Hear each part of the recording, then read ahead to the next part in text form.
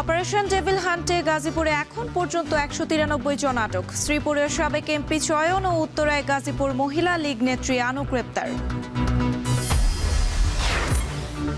চট্টগ্রামের বলুয়ার দিঘিতে 8টি বসতঘরে ভয়াবহ আগুনে 2 জনের মৃত্যু, দগ্ধ 3 জনের অবস্থা গুরুতর, মেডিকেলে ভর্তি। এলডব্লিউজি সনদ না থাকায় হুমকিতে ট্যানারি শিল্প, সিইটিপি কার্যকরে নেই উদ্যোগ, দ্রুত কাজ শুরুর আশ্বাস উপদেষ্টার। চামড়া শিল্প অত্যন্ত গুরুত্বপূর্ণ আমাদের জন্য, কিন্তু চামড়ার বর্জ্যও ব্যাপকভাবে নদীর পানি দূষিত করে দিয়েছে, বিষাক্ত করে দিয়েছে। তো আমরা চেষ্টা করছি এটা। এবং একের পর এক বাণিজ্য যুদ্ধ সূচনা ট্রাম্পের। ইস্পাত অ্যালুমিনিয়ামে 25% শুল্ক আরোপের হুঙ্কার, পাল্টা হুমকি জার্মান চ্যান্সেলরের।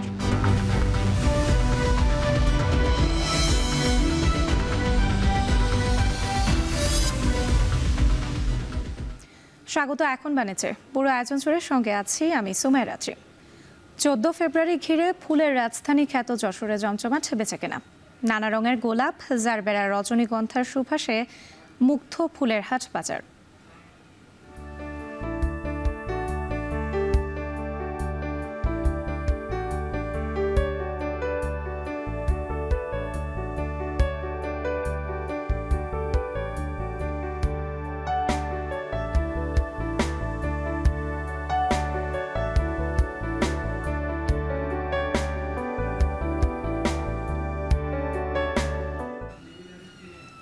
এ নিয়ে এখন বাণিজ্যে থাকছে বিস্তারিত, তবে শুরুতেই অপারেশন ডেভিল হান্টের খবর।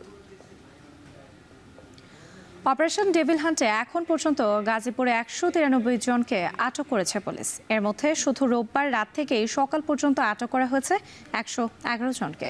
রোববার রাত থেকে গাজীপুরের বিভিন্ন জায়গায় অভিযান চালিয়ে 8টি থানায় 79 জনকে আটক করে গাজীপুর মেট্রোপলিটন পুলিশ। একই সময় 32 আওয়ামী লীগ নেতাকে আটক করে জেলা পুলিশ। এর মধ্যে রাত 11:30টার দিকে শ্রীপুরে আত্মগোপনে থাকা সিরাজগঞ্জ 6-এর আওয়ামী লীগের সাবেক এমপি চয়ন ইসলামকে গ্রেপ্তার করে শ্রীপুর থানা পুলিশ। পরে কড়া নিরাপত্তায় চয়ন ইসলামকে শ্রীপুর থানায় নেওয়া হয়। এছাড়া রাতে রাজধানীর উত্তরায় 10 নম্বর সেক্টরের একটি বাসা থেকে তাকে গ্রেপ্তার করা হয়। এদিকে সিলেটে অভিযান চালিয়ে সিলেট কৃষি বিশ্ববিদ্যালয় ছাত্রলীগের সহসভাপতি অয়ন দাসকে গ্রেপ্তার করে মহানগর পুলিশ।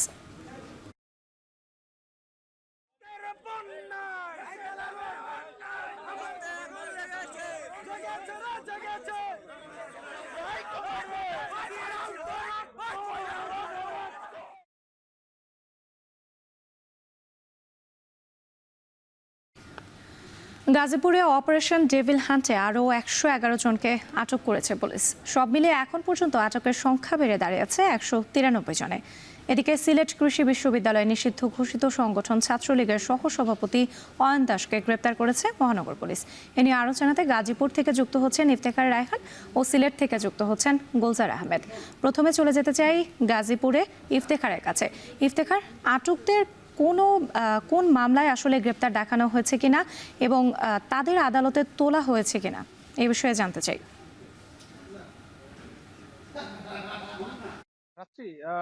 একদম শুরু থেকে যদি বলতে চাই যে শনিবার রাত থেকে অপারেশন ডেভিল হান্ট শুরু হয়েছে এবং এই ডেভিল হান্টটি সারা দেশেই মূলত হচ্ছে। তবে গাজীপুরে আমরা দেখতে পেয়েছি এর যে প্রভাব সেটি কিন্তু সবচেয়ে বেশি, অর্থাৎ এই অভিযানের মাত্রা গাজীপুরে সবচেয়ে বেশি এবং সবচেয়ে বেশি আটকের সংখ্যাও গাজীপুরে। গতকালকে আমরা দেখেছি যে প্রায় 82 জনকে আটক করেছিল গাজীপুর জেলা এবং মহানগর পুলিশ এবং একই সাথে গতকাল রাত থেকে আজকে সকাল পর্যন্ত যে অভিযান পরিচালনা হয়েছে এর মধ্যে গাজীপুর মেট্রোপলিটন পুলিশের 8টি থানায় 79 জনকে আটক করা হয়েছে এবং গাজীপুর জেলা পুলিশের 5টি থানায় আটক করা হয়েছে। 111 জন গতকাল রাত থেকে এখন পর্যন্ত আটক করা হয়েছে এবং এর মধ্যে উল্লেখযোগ্য 2 জন রয়েছে আওয়ামী লীগের। একজন হচ্ছেন সিরাজগঞ্জ 6 আসনের সাবেক সংসদ সদস্য চয়ন ইসলাম, তাকে শ্রীপুর থেকে আটক করা হয়েছে এবং অপরজন হচ্ছেন গাজীপুর মহানগর যুব মহিলা লীগের সাধারণ সম্পাদক আনোয়ার সরকার আনু, তাকে রাজধানীর উত্তরা 10 নম্বর সেক্টরের একটি বাসা থেকে আটক করেছে গাজীপুর মেট্রোপলিটন পুলিশ। এবং এই আটক ব্যক্তিদেরকে আসলে কোন মামলায় গ্রেপ্তার দেখানো হয় সেটি এখন পর্যন্ত নিশ্চিত নয়। তবে আমরা পুলিশের সাথে কথা বলেছিলাম, জেলা পুলিশের সদস্যরা বলছেন যে সাবেক সংসদ সদস্য চয়ন ইসলামের নামে সিরাজগঞ্জের বিভিন্ন থানায় একাধিক মামলা রয়েছে, তাকে আদালতে প্রেরণ করা হবে এরপরে সেই মামলাগুলোতে তাকে হয়তোবা তাকে গ্রেপ্তার দেখানো হতে পারে। এছাড়াও যে আনোয়ারা সরকার আনু যিনি গ্রেপ্তার হয়েছেন যুব মহিলা লীগের সাধারণ সম্পাদক তার বিরুদ্ধে গাজীপুর মেট্রোপলিটনের বাসন থানা সহ বিভিন্ন থানায় একাধিক মামলা হয়েছে বৈষম্য বিরোধী ছাত্র আন্দোলনের ঘটনায়। সেই মামলায় তাকে গ্রেপ্তার দেখিয়ে আদালতে প্রেরণ করা হবে। পাশাপাশি অন্য যারা আটক হয়েছেন তাদের ব্যাপারেও যাচাই বাছাই চলছে। যদি কেউ ওই গত শুক্রবার যে সাবেক মন্ত্রী আকাম মোজাম্মেল হকের বাসায় যে হামলার ঘটনা ঘটেছে সেখানে শিক্ষার্থীদের উপর যে হামলার ঘটনা ঘটেছে ওই ঘটনায় একটি মামলা দায়ের করা হয়েছে। সেই মামলায় হয়তোবা অনেককে গ্রেপ্তার দেখানো হতে পারে। তবে এখন পর্যন্ত এই যে যারা আটক হয়েছেন তাদেরকে আদালতে পাঠানোর যে প্রক্রিয়া সেটি এখন থানাগুলোতে চলছে এবং সেটি প্রক্রিয়া শেষে যখন আদালতে প্রেরণ করা হবে তখন আমরা জানতে পারবো যে আসলে কোন মামলায় কয়জনকে গ্রেফতার দেখানো হয়েছে। তো সবকিছু মিলিয়ে বলা যায় যে গাজীপুরে যে অপারেশন ডেভিল হান্টের যে প্রভাব সেটি কিন্তু বেশ ভালোভাবে পড়ছে এবং এর জেরে আমরা দেখেছি যে বিশেষ করে আওয়ামী লীগের যারা নেতাকর্মী রয়েছেন তারা কিন্তু একেবারেই গা ঢাকা দিয়েছেন।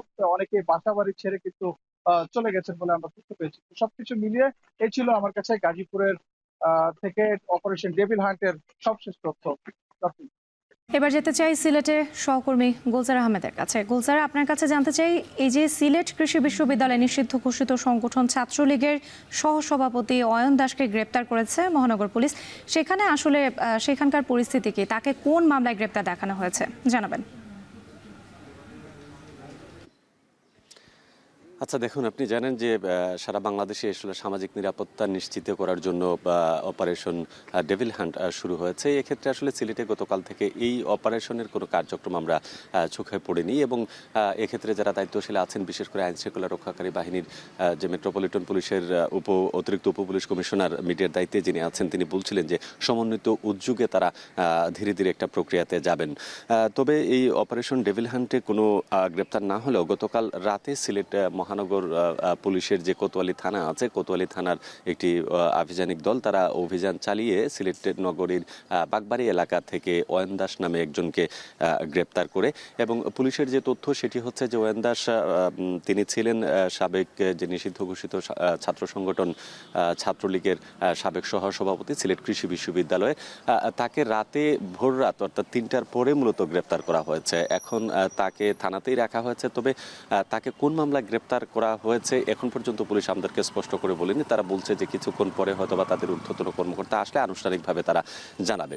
তো এর আগে আমরা দেখেছি যে সিলেট নগরীতে আইনশৃঙ্খলা বাহিনী সদস্য যারা আছেন তারা টহলে ব্যস্ত ছিলেন এবং সব মিলিয়ে একটি শান্তিপূর্ণ পরিবেশ বজায় রাখার জন্য আইনশৃঙ্খলা বাহিনী যে সকল দায়িত্ব পালন করার কথা সেই দায়িত্বগুলো তারা পালন করছেন। এর আগে মেট্রোপলিটন পুলিশের কমিশনার যিনি আছেন তার সাথে জিজ্ঞেস করেছিলাম আমরা যে যেহেতু সারা বাংলাদেশেই একটি অভিযান চালানো হচ্ছে এবং ডেভিল হান্ট সেক্ষেত্রে সিলেটে এখন কেন শুরু হচ্ছে না, তারা বলছেন যে সামাজিক পরিস্থিতি বিবেচনাপূর্বক সবার সাথে সমন্বিত একটা উদ্যোগের মাধ্যমে তারা কিন্তু এই কার্যক্রম এগুচ্ছেন এবং তারা নিজেদের মধ্যে আলাপ আলোচনা করছেন। সেক্ষেত্রে হয়তো বা সময় হলে বা প্রয়োজনীয়তা দেখা দিলে তারা অপারেশনে নামতেও প্রস্তুত আছেন। তো এই হচ্ছে সার্বিক অবস্থা। হয়তো বা পরবর্তীতে আপনাদেরকে এই বিষয়ে আরো বিস্তারিত জানাতে পারবো রাত্রে। অপারেশন ডেভিল হান্টের খবর জানাতে গাজীপুর এবং সিলেট থেকে যুক্ত ছিলেন সহকর্মীরা।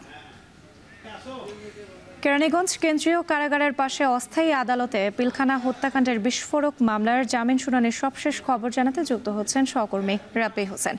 রাব্বি, জামিন শুনানির বিস্তারিত জানতে চাই আপনার কাছ থেকে এবং একই সঙ্গে জানতে চাই এই যে অস্থায়ী আদালত প্রাঙ্গণে স্বজনরা রয়েছেন তাদের সঙ্গে আপনার কথা হয়েছে কিনা, তারা আসলে এই বিষয়ে কি বলছেন?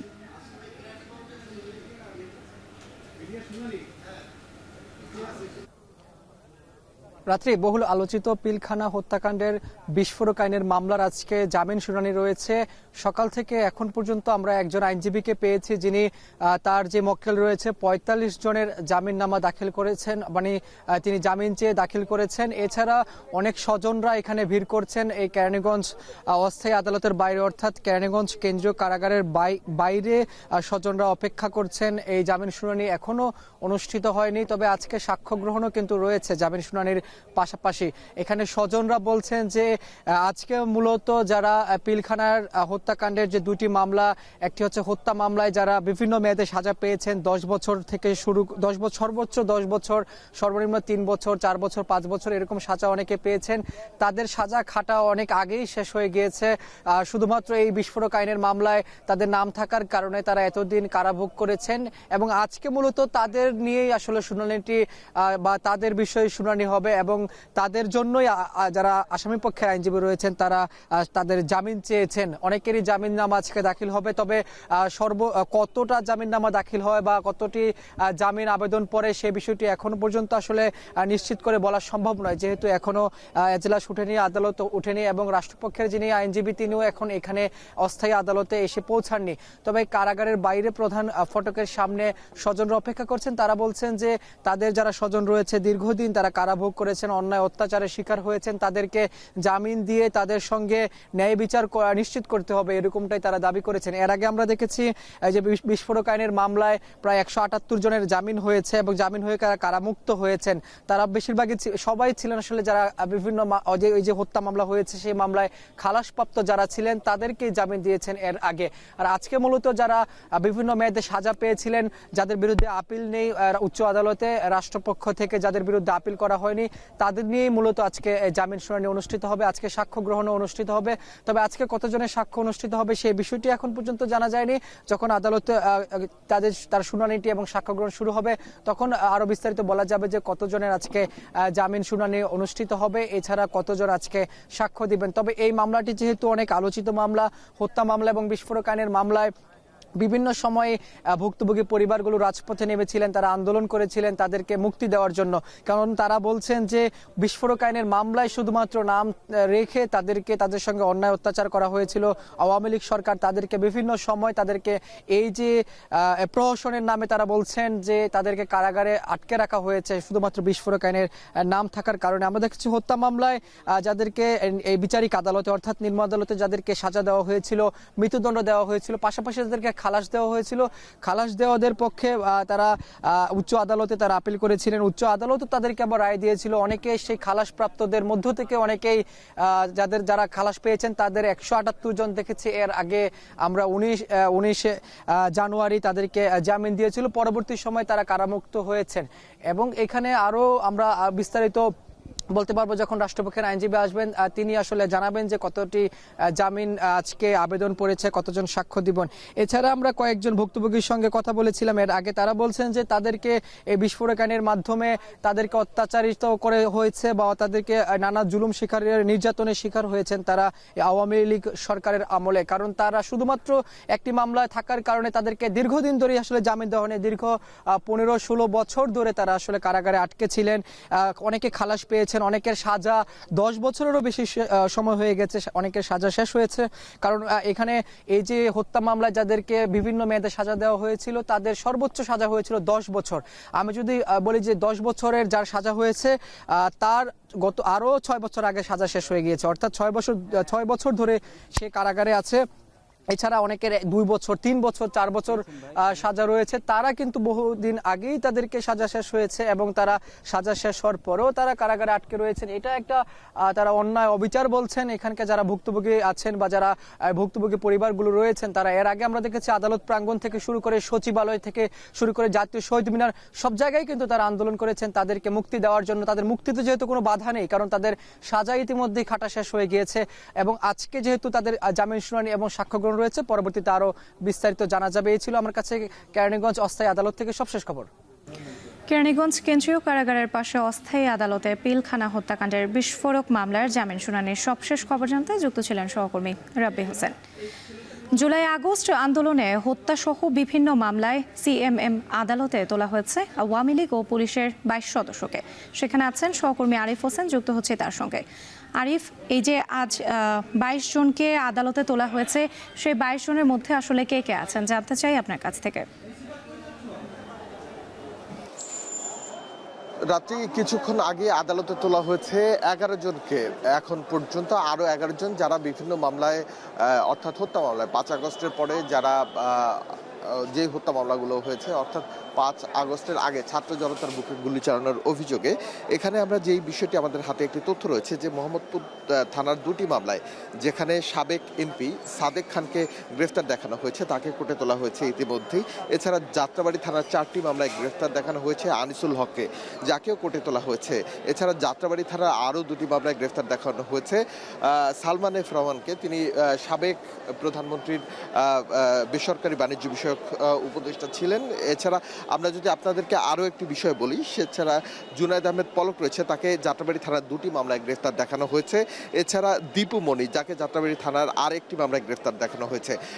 এরকম করে মোট যেই 22 জন আসামি রয়েছে বিভিন্ন জায়গায়, সাবেক আইজিপি রয়েছেন আব্দুল্লাহ আল মামুন, যাকে যাত্রাবাড়ি থানার আরও একটি মামলায় গ্রেফতার দেখানো হয়েছে। এভাবে আলাদা আলাদা যে মামলাগুলো রয়েছে, এরকম 11টি মোট 11 জনকে 27 নম্বর কোর্টে ইতিমধ্যেই তোলা হয়েছে। তাদের নামে বিভিন্ন ধরনের মামলা রয়েছে, এর মধ্যে কয়েকজন রিমান্ডেও ছিলেন। সবকিছু মিলিয়ে এই যে 22 জন আসামি রয়েছে, এর মধ্যে পুলিশ কর্মকর্তাও রয়েছেন প্রায় 4 জনের মতো, যেই জিনিসটা আমাদেরকে কর্তৃপক্ষ জানিয়েছে।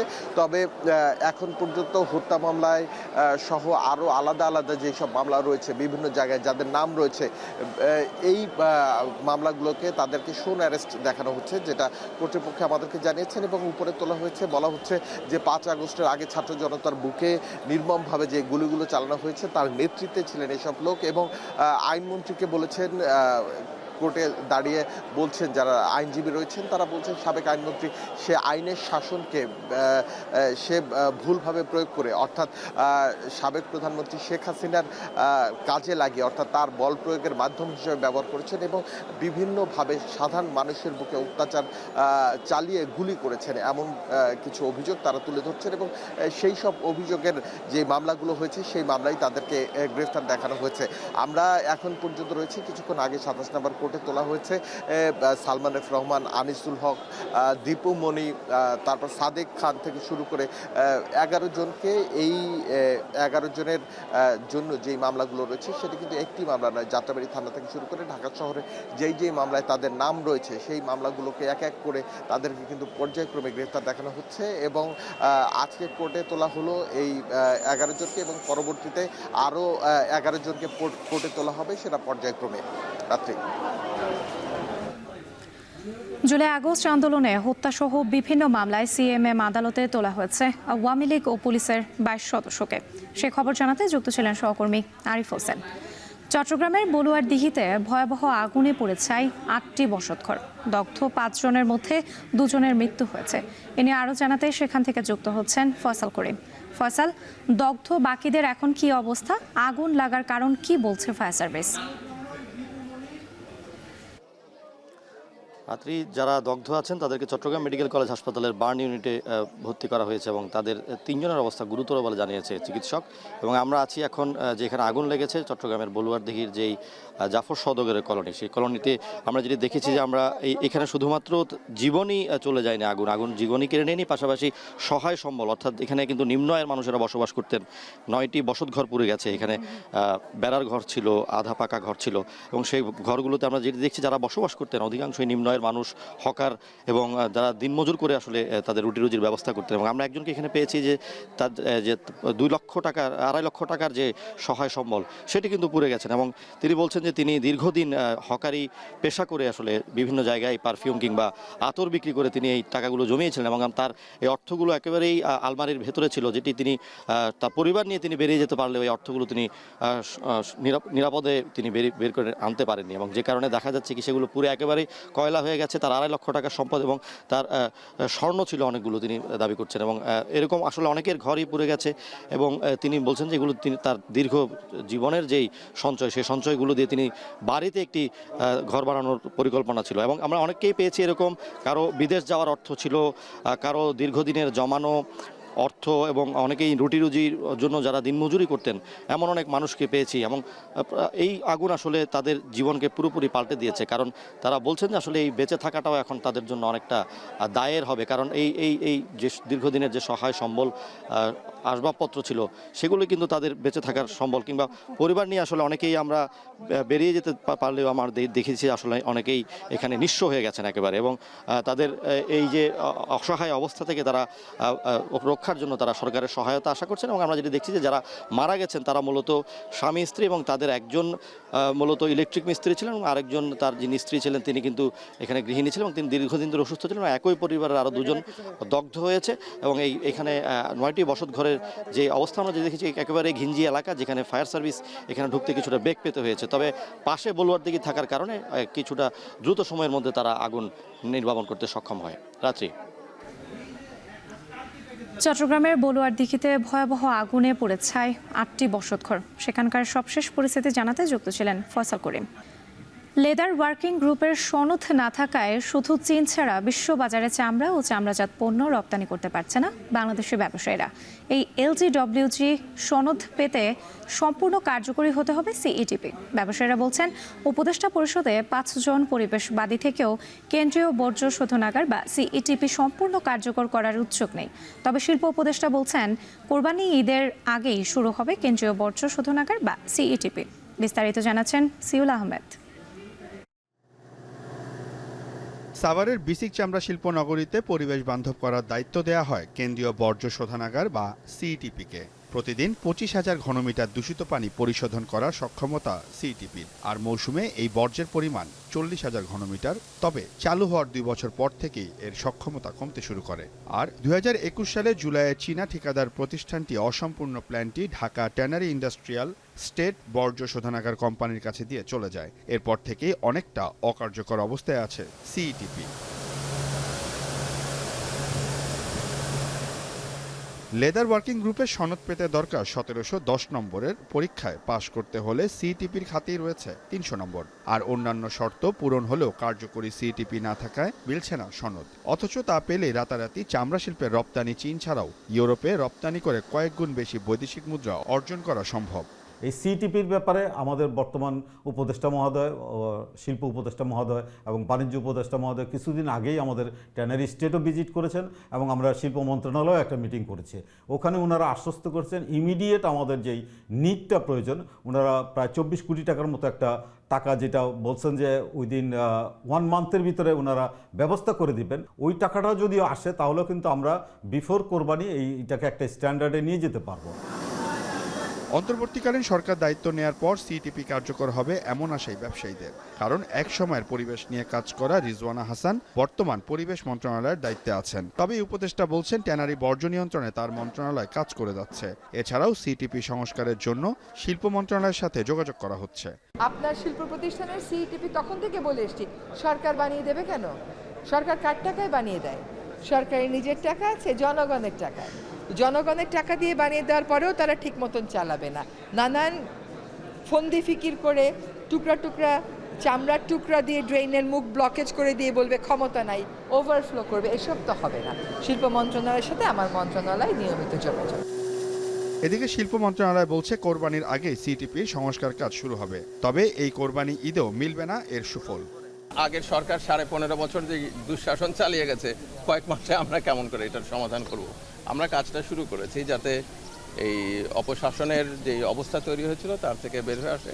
কারণ চামড়া শিল্প অত্যন্ত গুরুত্বপূর্ণ আমাদের জন্য, কিন্তু চামড়ার বর্জ্যও ব্যাপকভাবে নদীর পানি দূষিত করে দিয়েছে, বিষাক্ত করে দিয়েছে। তো আমরা চেষ্টা করছি এটা। বর্তমানে বিশ্বে এলডব্লিউজি সনদ পাওয়া পরিবেশ বান্ধব ট্যানারি কারখানার সংখ্যা 543টি, যার মধ্যে বাংলাদেশে রয়েছে মাত্র 5টি। দীর্ঘ 8 বছর পার হয়ে যাওয়ার পরও এই বহুল আলোচিত সিইটিপিটি থেকে পূর্ণাঙ্গ সুফল পাওয়া যায়নি। তবে এটি তৈরি করতে খরচ হয়েছিল 550 কোটি টাকার বেশি। এই চামড়া খাতের সাথে যারা জড়িত তারা বলছেন এটি পুরোপুরি কার্যকর না হলে লেদার ওয়ার্কিং গ্রুপ বা এলডব্লিউজি সার্টিফিকেট পাচ্ছেন না বাংলাদেশের ট্যানারি ব্যবসায়ীরা, যার ফলে সব ধরনের কাঁচামাল বাংলাদেশে থাকার পরও আন্তর্জাতিক বাজার ধরতে ব্যর্থ হচ্ছেন তারা। সিউল আহমেদ, এখন বিসিক চামড়া শিল্প নগরী, সাভার। 14 ফেব্রুয়ারি ঘিরে যশোরে ফুলের বাজারে জমে উঠেছে বেচাকেনা। নানা রঙের গোলাপ, জারবেরা, রজনীগন্ধার সুবাসে মুখর ভোরের হাট বাজার। দেশের বিভিন্ন প্রান্ত থেকে ফুল কিনতে এখানে ভিড় করছেন খুচরা বিক্রেতারা। এ নিয়ে আরও জানাতে যশোরের গদখালি ফুলের পাইকারি বাজার থেকে যুক্ত হচ্ছেন রিপন হোসেন। রিপন, প্রতিদিন কত টাকার ফুল বেচা বিক্রি হচ্ছে এই বাজার থেকে, এবং একই সঙ্গে জানতে চাই আজ সকাল থেকে কত টাকার ফুল বেচা বিক্রি হয়েছে?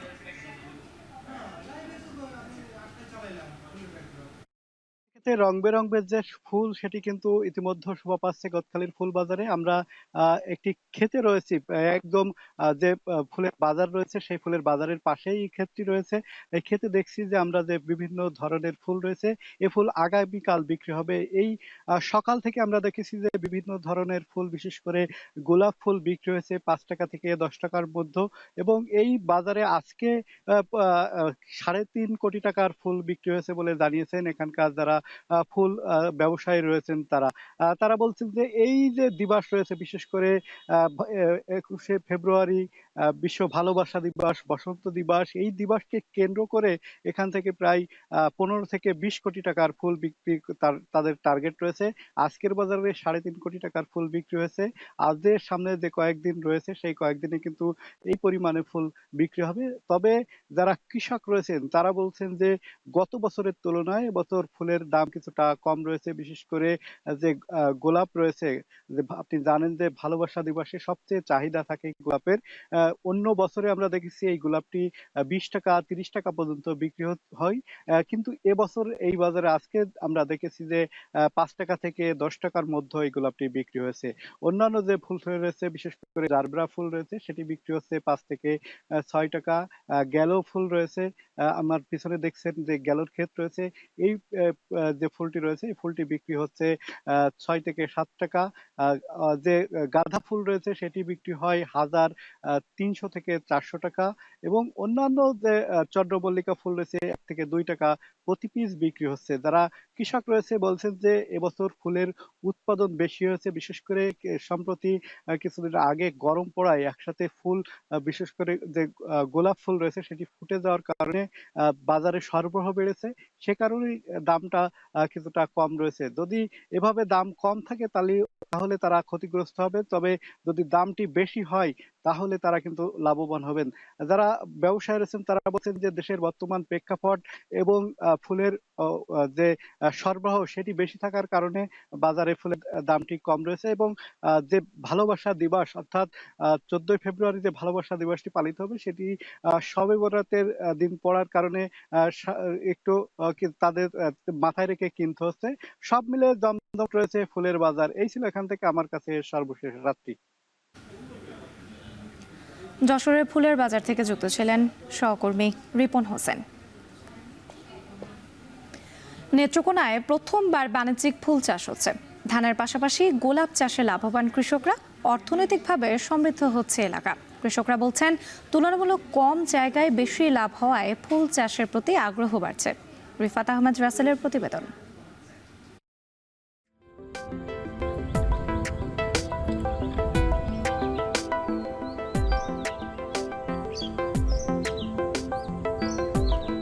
ধানক্ষেতের পাশেই লাল গোলাপে ভরা বাগান, রং, সৌন্দর্য আর সুগন্ধ ছড়িয়ে দিচ্ছে নতুন সম্ভাবনা। নেত্রকোনার মাটিতে এবারই প্রথম বাণিজ্যিকভাবে শুরু হয়েছে ফুল চাষ। শখের বশে শুরু, এখন সেটাই মূল পেশা। কৃষক জালালউদ্দিন 6 বছর আগে চট্টগ্রামে হাতে কলমে শিখে গড়ে তুলেছেন 45% জমিতে গোলাপের বাগান। প্রায় 9000 গোলাপ গাছে ফুটে রয়েছে লাল গোলাপ। প্রতিদিন বিক্রি হচ্ছে 1000-এর বেশি ফুল। বিশেষ করে ফেব্রুয়ারি মাসে ভালো চাহিদা থাকায় এ মাসে আয়ের লক্ষ্য 1.5 লাখ টাকা। ধান চাষ যেরকম আপনার বছরে 2 বার আপনি করতে পারতেছেন, ঠিক আছে, এটা আলহামদুলিল্লাহ। রাত্র পয়লি 10 টাকা আসুক আর 20 টাকা আসবে আপনার কাছে প্রতিদিন, এটা প্রতিদিনই ইনকাম। এলাকায় প্রথমবারের মতো বাণিজ্যিকভাবে ফুল চাষ হওয়ায় স্থানীয়দের আগ্রহ বেড়েছে। কেউ আসছেন ফুল কিনতে, কেউ বা আসছেন শুধু সৌন্দর্য উপভোগ করতে। এ বাগান করে দিয়েছে কর্মসংস্থানের সুযোগও। মামা তো একলা সব কিছু সামলাতে পারে না, আমিও মামার পাশাপাশি মামাকে একটু হেল্প করি। আমরা লাভবান হইতেছি, হয়তো আমরা দামটাও একটু রিজনেবল প্রাইসে পাবো, আমাদের কস্টিং কম পড়বে, ফুলের কোয়ালিটিও ভালো থাকবে। পুরাতন যে একটা সিস্টেম কৃষি প্রধান, ওইটা থেকে কিন্তু বের হয়ে আসতে পারতেছি না। তো যারা বের হয়ে আসতে পারতেছে তারাই কিন্তু সফল হচ্ছে। স্থানীয়ভাবে উৎপাদিত এই ফুল ছড়িয়ে যাচ্ছে পার্শ্ববর্তী কয়েকটি জেলায়। ফুলের দোকানে যেখানে একটি গোলাপ 30 থেকে 40 টাকায় বিক্রি হয়, সেখানে বাগান থেকে তা বিক্রি হচ্ছে 10 থেকে 15 টাকায়। তবে ধান উৎপাদন নির্ভর এই জেলায় ফুলের বাগান একেবারেই নতুন। এছাড়া অধিক লাভজনক হয় প্রশিক্ষণ ও পরামর্শ নিয়ে ফুলের বাগান তৈরিতেও আগ্রহ দেখাচ্ছেন অনেকে। ভবিষ্যতে আশা আছে এরকম একটা বাগান করার মতো ফুলের বাগান। দানি জমির মধ্যে মনে করেন ভালো লাগে এই জায়গায় সময় কাটাইলে। বছরে 2 বার চাষ করে, আর এই ফুল তো 12 মাস। কৃষি বিভাগ জানান, ধানের পাশাপাশি কৃষকদের বিকল্প চাষে উৎসাহিত করার ফলে সঠিক পরিচর্যা ও বাজার ব্যবস্থা নিশ্চিত করা গেলে আরও বাড়বে ফুল চাষ। কৃষি বিভাগের তরফ থেকে যে সকল কৃষক ভাইরা ফুল আবাদ করবেন তাদেরকে আমরা ফুল চাষের ব্যাপারে মানে তাদের যদি কোনো সমস্যা থাকে সেই ব্যাপারে আমরা তাদেরকে পরামর্শ দিব। আর যেহেতু জামালউদ্দিন যে কৃষক আছেন উনি যেহেতু এই ফুলের বাগানটি করেছেন, আমরা তার এখানে কৃষি বিভাগের পক্ষ থেকে তার একটু পরিদর্শন করে যে ধরনের পরামর্শ তাকে দেওয়া প্রয়োজন আমরা সেই পরামর্শ দিকে তাকে সহযোগিতা করব। নেত্রকোনায় বর্তমানে প্রায় 5 হেক্টর জমিতে গোলাপসহ বিভিন্ন ফুলের চাষ হচ্ছে। তবে উৎপাদন এবং বিপণন ব্যবস্থা সহজলভ্য হলে এর পরিমাণ আরও বাড়বে। রিফাত আহমেদ রাসেল, এখন নেত্রকোনা। মেল ট্রেনের অভাবে ধুঁকছে নোয়াখালীর ডাকঘরগুলো। সময় মতো ডাক না আসায় অলস সময় কাটছে কর্মকর্তা কর্মচারীদের। নির্ধারিত সময়ে চিঠি কিংবা নথি না পাওয়ায় ভোগান্তি বেড়েছে গ্রাহকদের। নোয়াখালী থেকে ইমরান হোসেনের ছবিতে নাসিম শুভর প্রতিবেদন। দেশের দক্ষিণের 4202 বর্গ কিলোমিটার আয়তনের জেলা নোয়াখালীতে প্রায় 40 লাখ মানুষের বসবাস। সরকারি বিভিন্ন গুরুত্বপূর্ণ অফিস আদালতের পাশাপাশি এখানে রয়েছে বেসরকারি ও স্বায়ত্তশাসিত অনেকগুলো প্রতিষ্ঠান। জেলা জুড়ে বেসরকারি প্রতিষ্ঠানের কুরিয়ার সার্ভিস সেবা চালু থাকলেও সরকারি সকল চিঠিপত্র ও গুরুত্বপূর্ণ নথি এখনও আনা নেওয়া হয় সরকারি ডাক বিভাগের মাধ্যমেই। তবে মেল ট্রেনের উপর নির্ভরশীল হওয়ায় ধুঁকছে গুরুত্বপূর্ণ এই বিভাগটি। ট্রেনের উপর নির্ভর থাকায় 10 থেকে 12 দিন পর চিঠি কিংবা নথি পৌঁছায় স্বল্প দূরত্বের গ্রাহকদের কাছে। সময় মতো ইএমএস, বিদেশি পার্সেল, পাসপোর্ট এবং বেইল বন্ডের চিঠিপত্র না পাওয়ায় হয়রানির শিকার হওয়ার অভিযোগ তাদের। যেভাবে চিঠি দেয় এটা দেওয়ার কথা আপনার 2 দিন বা 1 দিনের ভিতরে, কিন্তু আমরা দেখি যে এটা 10 দিনও পাচ্ছি না। বিগত 7-8 দিন থেকে এখানে ঘোরাফেরা করতেছে। আমার ইন্টারভিউ চিঠি একটা আসার কথা, এখনো পর্যন্ত আসেনি। গুগল থেকে একটা চিঠি পাওয়ার কথা, গুগল অ্যাক্সেস থেকে 21 দিনের মাথায় চিঠিটা আসার কথা, কিন্তু এখনো প্রায় 1-1.5 মাস হয়ে গেছে, কিন্তু আমি চিঠিটা এখনো পাই নাই। ডাক বিভাগ থেকে বলছে যে তাদের ট্রেন চলাচল বন্ধ হওয়ার কারণে আমাদের পাসপোর্টটি এখনো হাতে পাই নাই। গত বছরও ঢাকা থেকে নোয়াখালী প্রতিদিন আলাদা 2টি মেল ট্রেন চলাচল করত। তখন অল্প সময়ের মধ্যে পোস্ট অফিসের মাধ্যমে গ্রাহকদের হাতে পৌঁছে দেওয়া হতো। তবে বর্তমানে একটি ট্রেনের ইঞ্জিন বিকল হওয়ায় গ্রাহকদের ভোগান্তি পৌঁছেছে চরমে। এ অবস্থায় ডাক আদান প্রদানে বিকল্প ব্যবস্থা নেয়ার দাবি স্থানীয়দের। আমরা যে লোকাল ট্রেনে করে যে ডাকগুলো এখানে পাঠানো, দেখা গেছে 2 দিন 3 দিনও একজন গ্রাহক একটা চিঠি পাচ্ছেন। আমরা চাই আমাদের ডাক বিভাগের চিঠিটা জন্য স্পেশাল আমাদের কোনো সার্ভিস দেওয়া হোক। রেলওয়ের অব্যবস্থাপনা নিয়ে মুখ খুলতে নারাজ ডাক বিভাগের সংশ্লিষ্টরা। জানান, ডাক বহনের জন্য নিজস্ব গাড়ি নেই। এছাড়া পুরনো গাড়িগুলো নষ্ট। বিষয়টির বিকল্প সমাধান চান তারা। ডাক বিভাগের যে সমস্ত কুরিয়ার সার্ভিসের যেটা পাঠায়, এতে তো নিজস্ব কোনো গাড়ি নেই। একটা গাড়ি হলো অনেকটাই ভালো হয়। নতুন গাড়ি দেওয়া হইলে বা একটা মেল গাড়ি দেওয়া হইলে সার্ভিসটা ক্লিয়ারভাবে দেওয়া যেতে পারে। ট্রেন আসলে আমরা ডাক পাই, ট্রেন না আসলে ডাক পাই না। সপ্তাহে হয়তো 2 দিন পর আসে, আবার মাঝে মাঝে 1 দিন পর। জেলা ডাকঘর কর্তৃপক্ষ বলছে, নিয়মিত ডাক না পাওয়ার বিষয়ে ঊর্ধ্বতন কর্তৃপক্ষকে একাধিকবার মৌখিক ও লিখিতভাবে জানানো হলেও মেলেনি কোনো প্রতিকার। যদিও এ বিষয়ে কথা বলতে চায়নি রেলওয়ে কর্তৃপক্ষ। যেহেতু ট্রেন ঠিকমতো আসে না, ট্রেনের সাথে চুক্তি নবায়ন করবে কিন্তু ঊর্ধ্বতন কর্তৃপক্ষ, সেটা একটা বিষয়। আমরা স্থানীয় ডাকগুলা কভারবন্দি করি, কিন্তু ডিস্ট্রিক্ট ডাকগুলা ট্রেনের উপর নির্ভরশীল। তা আমরা মনে হয় এ নিয়ে চিন্তাভাবনা করা দরকার আছে। দক্ষিণে এই জনপদে রয়েছে 86টি উপডাকঘর ও 471টি শাখা ডাকঘর।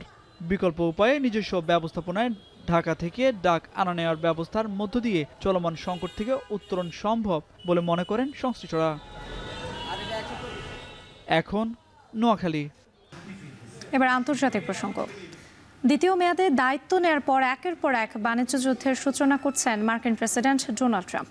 এবার যুক্তরাষ্ট্রে ইস্পাত অ্যালুমিনিয়াম আমদানিতে 25% শুল্ক আরোপের হুঙ্কার ট্রাম্পের। মার্কিন ইস্পাত অন্য কোনো দেশের মালিকানাধীন হোক এমনটা চান না বলেই এমন পদক্ষেপ বলে জানান তিনি। তবে পাল্টা হুঁশিয়ারি হিসেবে জার্মান চ্যান্সেলর বলেছেন, যুক্তরাষ্ট্র যদি ইউরোপে শুল্ক আরোপ করে তাহলে 1 ঘন্টার মধ্যে জবাব দিতে প্রস্তুত ইইউ। তৌহিদুর রহমান জানাচ্ছেন বাকিটা। আপাদমস্তক ব্যবসায়ী থেকে মার্কিন প্রেসিডেন্ট হয়ে ওঠা ডোনাল্ড ট্রাম্প বিশ্ববাজারে যুক্তরাষ্ট্রের বাণিজ্য আধিপত্য আরও জোরালো করতে মরিয়া হয়ে উঠেছেন। দ্বিতীয়বার ক্ষমতায় বসতে না বসতেই শুল্ক ঝড়ে কাঁপিয়ে তুলছেন পুরো বিশ্বকে। রোববার নিউ অরলিন্সে যাওয়ার পথে সাংবাদিকদের তিনি জানালেন, বাণিজ্য নীতির আরেকটি বড় পরিবর্তন আনতে যাচ্ছেন তিনি। এই আওতায় যুক্তরাষ্ট্রের ইস্পাত এবং অ্যালুমিনিয়াম আমদানির উপর সোমবার 25% শুল্ক আরোপের ঘোষণা দিতে যাচ্ছেন প্রেসিডেন্ট ডোনাল্ড ট্রাম্প। মার্কিন ইস্পাত অন্য কোনো দেশের মালিকানাধীন হোক এমনটা চান না বলেই এই পদক্ষেপ নিতে যাচ্ছেন বলে জানালেন তিনি, যার মাধ্যমে ইস্পাত খাতে যুক্তরাষ্ট্রের হারানো ঐতিহ্য ফিরে আসবে বলেও দাবি ট্রাম্পের। এছাড়া যেসব দেশ যুক্তরাষ্ট্রের বিভিন্ন পণ্যে শুল্ক আরোপ করে রেখেছে সেসব দেশের উপর মঙ্গল কিংবা বুধবার পারস্পরিক শুল্ক আরোপের ঘোষণা দিবেন বলেও জানান তিনি। But not for U.S. Steel. I think you agree with that, Dr. U.S. Steel was one of our great companies, and through a lot of stupidity and bad government and also bad management of the company, it lost that luster. But it's going to gain it back, and tariffs are going to help. Tariffs are going to make it very successful again. যুক্তরাষ্ট্রের এই শুল্ক ঝড় যদি ইউরোপের দিকে অগ্রসর হয় তবে পুরো ইউরোপীয় ইউনিয়ন এক হয়ে এটি মোকাবিলার হুঁশিয়ারি দিয়েছেন জার্মান চ্যান্সেলর। সত্যি যদি যুক্তরাষ্ট্র ইউরোপে শুল্ক আরোপ করে তাহলে 1 ঘন্টার মধ্যে এর প্রতিক্রিয়া জানাতে প্রস্তুত বলেও জানান তিনি। Sie haben auch etwas zu tun mit Dumping-Wettbewerb aus anderen Ländern. Das kann nur gemeinsam angegangen werden, auch durch die Zollpolitik, die der Europäischen Union möglich ist. Und die wird noch mal ganz neu, aktuell relevant. Trump তার প্রথম মেয়াদে 2018 সালেও ইস্পাতের উপর 25% এবং অ্যালুমিনিয়ামের উপর 10% শুল্ক আরোপ করেছিলেন, কিন্তু পরে কানাডা, মেক্সিকো এবং ব্রাজিল সহ বেশ কয়েকটি বাণিজ্য অংশীদারকে শুল্কমুক্ত কোটা দিয়েছিলেন। পরে সাবেক president Joe Biden Britain, Japan এবং ইউরোপীয় ইউনিয়নের জন্য এই কোটা বাড়িয়েছিলেন। আর এর জন্যই সাম্প্রতিক বছরগুলোতে মার্কিন ইস্পাত খাতের ক্ষমতা কমে গেছে বলে মনে করছেন ট্রাম্প। এরই মধ্যে ট্রাম্পের ঘোষণার পরপরই শেয়ার বাজারে বড় ধাক্কা খেয়েছে দক্ষিণ কোরিয়ার স্টিল ও গাড়ি নির্মাতা কোম্পানিগুলো। পস্কো হোল্ডিংসের শেয়ার কমেছে 3.6%। এছাড়া হুন্দাই স্টিলের শেয়ার 2.9% এবং কিয়া ক্রপের শেয়ার 3.6% কমে গেছে। যুক্তরাষ্ট্রে ইস্পাত আমদানির সবচেয়ে বড় উৎস কানাডা, ব্রাজিল এবং মেক্সিকো, তারপর দক্ষিণ কোরিয়া এবং ভিয়েতনাম। আর যুক্তরাষ্ট্রের প্রথম অ্যালুমিনিয়াম ধাতুর সবচেয়ে বড় সরবরাহকারী কানাডা। 2024 সালের প্রথম 11 মাসে ওয়াশিংটনের মোট আমদানির 79% উৎসই ছিল অটোয়া। এছাড়া অ্যালুমিনিয়াম স্ক্র্যাপ ও খাদের অন্যতম বড় সরবরাহকারী মেক্সিকো। তৌহিদুর রহমান, এখন বিশ্ব।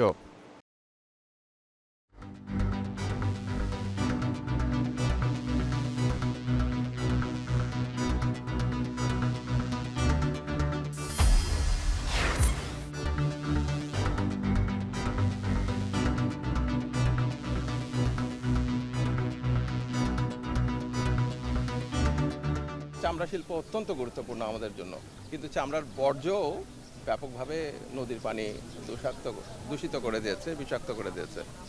তো আমরা এবারে খেলার খবর। 10 দিন পেরিয়ে গেলেও নারী ফুটবলের সংকট সমাধান করতে পারেনি বাফুফে। এ প্রসঙ্গে সহসভাপতি সাব্বির আহমেদ আরেফকে প্রশ্ন করলে তিনি বল ছেড়ে দেন সভাপতির কোর্টে। এদিকে তাবিত আউয়ালের লন্ডন যাত্রার কারণে 16 ফেব্রুয়ারি বাফুফে কার্যনির্বাহী সভা অনিশ্চিত। এসকে শাওনের প্রতিবেদন। বেশ কয়েকদিন ধরে দেশের ক্রীড়াঙ্গনে অন্যতম আলোচিত বিষয় নারী ফুটবলের সংকট। সাবিনারা কোচের বিরুদ্ধে বিদ্রোহ ঘোষণার 10 দিন পেরোলেও এখনও কাটেনি কালো মেঘ। বাফুফে গঠিত বিশেষ কমিটি এ সংক্রান্ত প্রতিবেদন জমা দিয়েছে 3 দিন আগে। তারপরও সুনির্দিষ্ট কোনো সিদ্ধান্ত নিতে পারেনি ফেডারেশন। রোববার বাফুফে ভবনে অডিট সংক্রান্ত বিষয়ে আলোচনা করতে এসেছিলেন কয়েকজন কর্তা। তখন নারী ফুটবল প্রসঙ্গে প্রশ্নের জবাবে সংকট নিরসনে আশাবাদ জানান ফেডারেশনের সহসভাপতি। প্রেসিডেন্ট খুব পজিটিভ এবং প্রেসিডেন্টে সব কিছু ঠিক করতেছে। ইনশাল্লাহ খুব তাড়াতাড়ি এই সমস্যার সমাধান হবে। না বিব্রত না, ভুল বোঝাবুঝি হইতেই পারে। আমরা চলতে ফিরতে জীবনে অনেক ভুল বুঝাবে হয় না, সেই ভুল বুঝির সমাধানও তো আছে। অবশ্যই এটা সমাধান হয়ে যাবে। এটা নারী ফুটবলে এমন অচলাবস্থায় জানতে চাওয়া হয় চুক্তি নিয়ে কোনো অগ্রগতি আছে কিনা। সমাধান হচ্ছে, তারপরে তো চুক্তি হবে, তাই না? চলতেছে, কথাবার্তা চলতেছে, খুব তাড়াতাড়ি এটা সমস্যা। হ্যাঁ, না আজকে কোনো চুক্তি হবে। গেল মাসে বাফুফে সভাপতি লন্ডনে থাকায় চট্টগ্রামে পূর্ব নির্ধারিত কার্যনির্বাহী সভা হয়নি। 16 ফেব্রুয়ারি যশোরে পরবর্তী সভা হওয়ার কথা ছিল, তবে সেটিও হচ্ছে না নির্ধারিত সময়ে। প্রেসিডেন্ট থাকবেন না, উনি বাইরে যাবেন, ওটা আসলে আমরা ওই মিটিং করবো। এই বুধ বৃহস্পতিবারে চলে যাবেন উনি, দেশে থাকবেন না, লন্ডন যাবেন উনি। তাবিত আওয়াল সভাপতি হওয়ার 3 মাসে এখন পর্যন্ত বাফুফের কার্যনির্বাহী সভা হয়েছে 2 বার। এসকে শাওন, এখন, ঢাকা। শেষ করছি এখন বাণিজ্য। যাওয়ার আগে শিরোনামগুলো আরও একবার।